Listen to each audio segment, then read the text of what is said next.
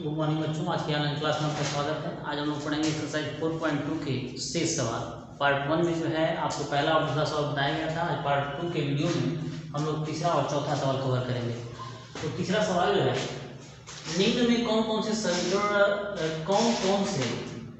समीकरण इतना के हल है और कौन कौन नहीं। मतलब ये है कि यहाँ पे एक समीकरण दिया हुआ है x - 2y = 4 और यहाँ पे कुछ हल युग्म दिए गए हैं। आपको ये चेक करना है कि हल है कि नहीं।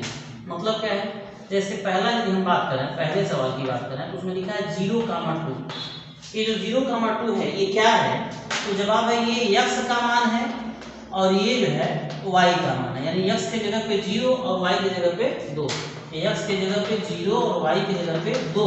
हमें करना क्या है, ये चेक करना है कि ये जो मान है वो दिए गए समीकरण के हल हैं कि नहीं है। तो सबसे पहले इस बात को समझने के लिए हमें समझना ये जरूरी है कि हल है कि नहीं, इसकी पहचान करने का नियम क्या है। तो इसको हम लोग समझ लेते हैं कि कैसे हम जानेंगे कोई दिया गया मान किसी समीकरण का हल है या नहीं है, या हल का तात्पर्य क्या होता है, किसी समीकरण के हल का तात्पर्य क्या होता है। तो देखिएगा, कोई भी समीकरण दिया गया, जैसे यहाँ पे समीकरण दिया गया है x - 2y = 4। अब इस समीकरण में जो चर हैं, दो तरह के चर प्रयुक्त हुए हैं, x और y। तो हल का मतलब होता है x और y का मान। ये जो भी बातें हम बता रहे हैं वो स्पेशली इस क्लास या इस चैप्टर या इस लेसन के इस टॉपिक के लिए नहीं है, बल्कि गणित की दुनिया में जब भी हम लोग समीकरण के हल की बात करेंगे तो हर जगह यह परिभाषा लागू होगा कि हल का अर्थ ये होता है कि समीकरण में जो भी चर प्रयुक्त किए गए हैं, जैसे यहाँ पे x और y प्रयुक्त हुआ है, x और y, तो हल का मतलब है x और y का ऐसा मान, x और y का ऐसा मान। तो कैसा मान, जो दिए गए समीकरण को संतुष्ट करे। संतुष्ट करने का तात्पर्य क्या है कि x, जैसे मान लीजिए यहीं पे हम बात करें x की जगह पे 0 और y की जगह पे 2। अब हमें जानना है कि हल है कि नहीं है। तो x = 0 और y = 2 इस समीकरण को संतुष्ट करें। संतुष्ट करने का मतलब क्या है, x के जगह पे इसमें 0 रखें और y की जगह पे जो है 2 रखें। यदि x के जगह पे 0 और y के जगह पे 2 रखने पे इस समीकरण के दोनों पक्ष बराबर हों तो हम कहते हैं, इसे हम कहते हैं संतुष्ट करना। यानी ये वैल्यूज रखने पे इस समीकरण के दोनों पक्ष बराबर होते हैं तो हम कहते हैं ये मान इस समीकरण को संतुष्ट कर रहे हैं, और इसी स्थिति को हम कहते हैं कि यह जो मान है वह इस दिए गए समीकरण का हल है। तो क्लियर हो गया हम लोग कि समीकरण के हल है कि नहीं है, या पहचान करने का नियम क्या है। तो जवाब ये मिला कि उस समीकरण में हम क्या करें, x और y के जो दिए गए मान है वो रखें, और रखने पे यदि दोनों पक्ष बराबर आएगा तो हम कहेंगे यह मान दिए गए समीकरण के हल हैं, और यदि बराबर नहीं आता है तो हम कहेंगे यह जो दिया गया मान है वह दिए गए समीकरण का हल नहीं है। तो चलिए हम पहला सवाल टच करते हैं इसमें का। जैसे पहले सवाल में दिया गया समीकरण तो यही है x - 2y = 4 और जो मान दिया है 0,2। इसका मतलब क्या है, x के जगह पे 0 और y के जगह पे 2। तो x = 0, y = 2 रखने पर डैश करके लाइन छोड़ दिए। LHS का मतलब क्या होता है, लेफ्ट हैंड साइड, जिसको हम हिंदी में कहते हैं बायां पक्ष। तो समीकरण का बायां पक्ष वैसे है क्या, x - 2y। अब आप क्या करोगे, इसमें x और y को हटाओगे, हटा करके क्या रखोगे, तो जवाब है जो दिए गए मान है x की जगह पे 0 और y की जगह पे 2। तो रखते हैं यहाँ पे x की जगह पे 0, अब माइनस की जगह -2 की जगह पे 2, और यहाँ पे कोई सा साइन चिन्ह नहीं है तो यहाँ पे गुणा का चिन्ह है, y है तो y का मान रखेंगे 2। इसको सॉल्व किया हमने तो ये हो गया 0 को तो छोड़ ही सकते हैं, -2 में 2 का मल्टीप्लाई किया तो 4 हो गया। यानी ये जो दिए गए मान है उस पर LHS का जो मान है वो आ गया -4, जबकि हम जान रहे हैं यहाँ पे दिया ही है RHS का मान क्या है 4। RHS का मान क्या है 4 है, चूंकि इसमें वेरिएबल x y नहीं है तो ये तो 4 ही रहेगा। अब क्या ऊपर से हमें नजर आ रहा है, LHS का मान आया है -4 जबकि RHS का मान आ रहा है 4। तो इस प्रकार हम क्या देखते हैं, कि LHS is not equal to RHS। यानी जब x के जगह पे 0 और y की जगह पे 2 हमने रखा तो दिए गए समीकरण के दोनों साइड लेफ्ट हैंड साइड और राइट हैंड साइड इक्वल नहीं है, और ऐसे कंडीशन में हम कहेंगे कि यह जो दिया गया मान है वो दिए गए समीकरण का हल नहीं है। अतः हम लिखेंगे अतः x बराबर 0 और y बराबर 2 दिए गए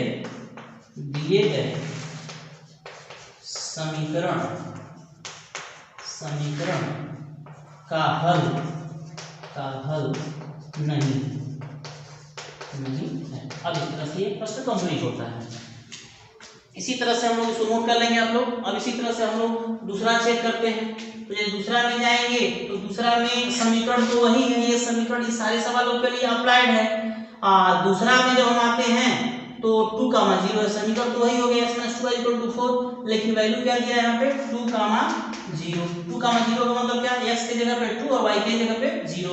यहाँ पे क्या करेंगे, x की जगह पे 2 और y की जगह पे 0 रखने पर तो रखेंगे तो LHS क्या हो जाएगा, LHS क्या हो जाएगा इस सवाल के लिए, x की जगह पे 2 और y की जगह पे 0 रखेंगे तो -2 × 0, तो ये क्या हो गया 2 - 0 = हो जाएगा 2। LHS का वैल्यू आ गया 2, जबकि RHS का वैल्यू क्या है, RHS का वैल्यू क्या है, वो तो 4 ही है, 4 ही रहेगा। इस प्रकार यहाँ भी हम देख रहे हैं कि LHS का वैल्यू आ गया 2, RHS का वैल्यू आ गया 4, दोनों इक्वल नहीं है। इस प्रकार LHS ≠ RHS, अतः x बराबर यह दिया गया मान है x बराबर 2 और y बराबर 0 भी दिए गए समीकरण का हल नहीं है। इसी तरह से जरा हम तीसरा को चेक कर लेते हैं। तीसरा में क्या दिया हुआ है 4, 0 यानी x की जगह पे 4 और y की जगह पे 0। तो प्रक्रिया हमारा वही है पिछले पहले की तरह से, पहला और दूसरा ये तीसरा वाला में हम आ गए। समीकरण यहाँ भी वही है x - 2y = 4। यहाँ पे क्या करेंगे, x की जगह पे हम 4 रखेंगे और y की जगह पे ये जो दूसरा वाला वैल्यू 0 रखेंगे। तो LHS का वैल्यू क्या होगा देखते हैं। x की जगह पे हमने रखा 4 - 2 × y, y मींस यहाँ पे 0 है तो 4 - 0 तो हो गया ये 4। LHS का वैल्यू आ गया 4 और RHS का वैल्यू तो 4 ऑलरेडी है। इस प्रकार हम यहाँ पे क्या देख रहे हैं कि LHS बराबर हो गया RHS के, LHS बराबर हो गया RHS के। अतः ये जो मान है कौन से मान थे, x की जगह पे 4 और y की जगह पे 0, 4 और 0 दिए गए समीकरण का हल है, दिए गए समीकरण का हल है। अब हम क्वेश्चन नंबर 4 देखते हैं, लास्ट क्वेश्चन है एक्सरसाइज का। इसमें दिया गया है k का मान ज्ञात कीजिए जबकि x = 2 और y = 1 समीकरण इतना का एक हल है।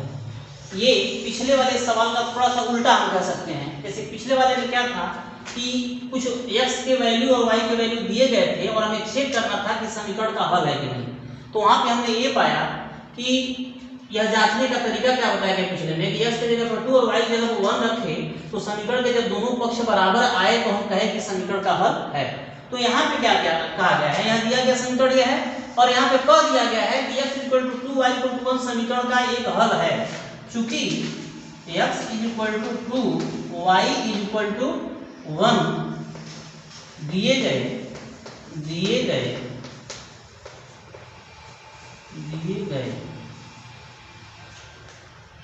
समीकरण का एक हल है, तो आपको बताया गया कि हल होने का अर्थ ही यही होता है कि यह x का यह दिया गया मान y का दिया गया मान दिए गए समीकरण को संतुष्ट करेगा। यानी इस दिए गए समीकरण में x के जगह पे 2 और y की जगह पे 1 रखोगे तो दोनों साइड बराबर आएंगे।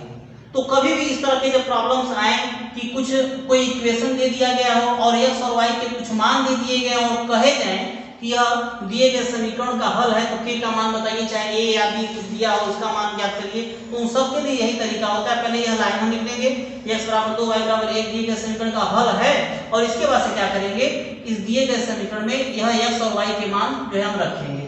तो क्या करते हैं, इसलिए समीकरण में x = 2 y = 1 रखने